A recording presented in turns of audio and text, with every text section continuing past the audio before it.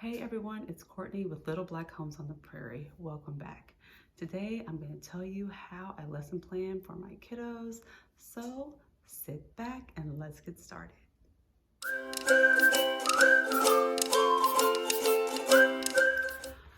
All right guys, so today I'm going to show you how I lesson plan for my kids. I do this on a weekly basis. Usually on Fridays I lesson plan for the upcoming week. So I'll share with you the template that I use, and I just keep it basic with a notebook. All right, let's get down to it. All right guys, so this is a template that I use for my children. This side's for one child, this side's for the other. In the middle, I have the subject area and things that we might accomplish during the week. Now, this is a weekly lesson plan. On this front side, these are things that we might do, things the kids have mentioned that they want to do, things that we're going to try to get done, and areas we might go on if we branch out. So for instance, spelling words are right here. He mentioned wanting to do duck research. We might do some volcano work with adjectives and verbs. He's studying elements right now, so he chose to do arsenic. And then down here, these are the different types of math that we could work on. So I'd like him to do two different types of math each day. His options are multiplication, addition, subtraction. Now, I highlighted what we did. We did static multiplication, and we did subtraction. So I'll highlight that now, and we did addition with caring. You see over here, I have examples of what things might look like.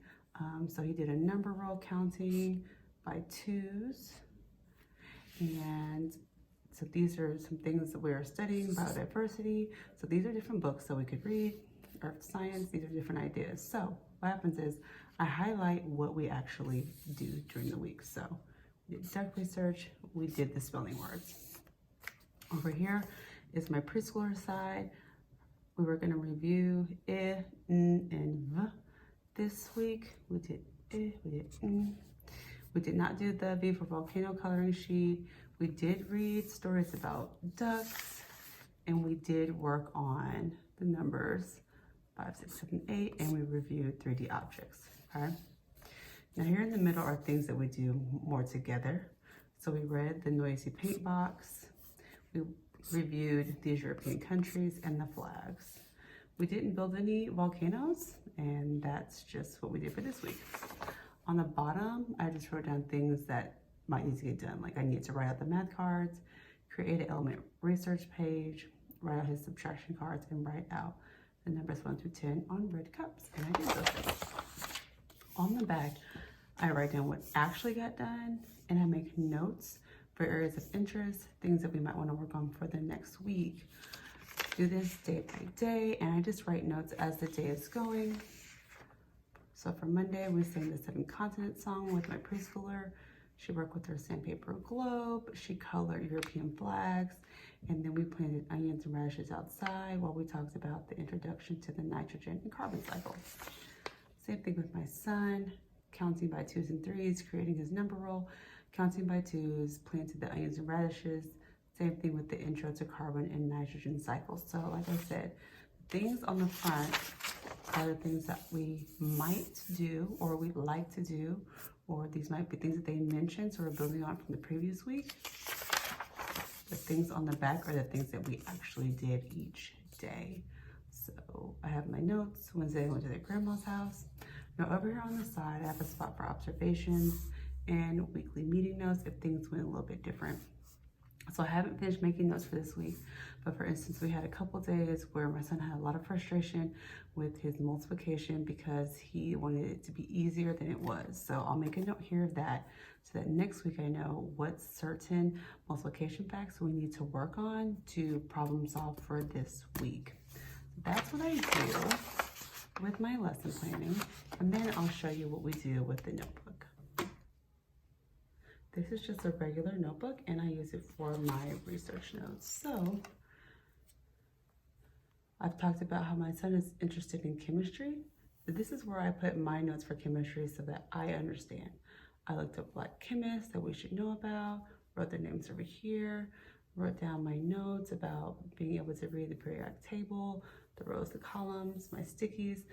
So this is just my reference guide, so I know what I'm looking for.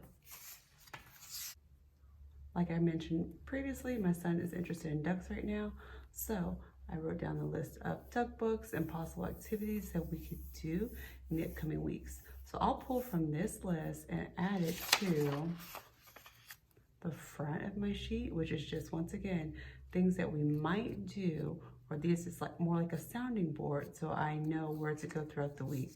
For instance, if they're really into volcanoes, then we'll keep going that direction.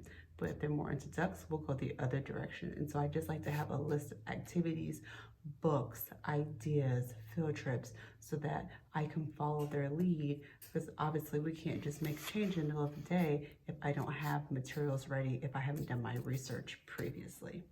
So my notebook is for my research. All right, guys, so that's how I plan for each week.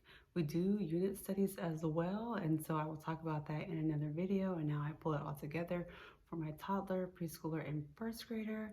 But just like I said, I like to keep it simple.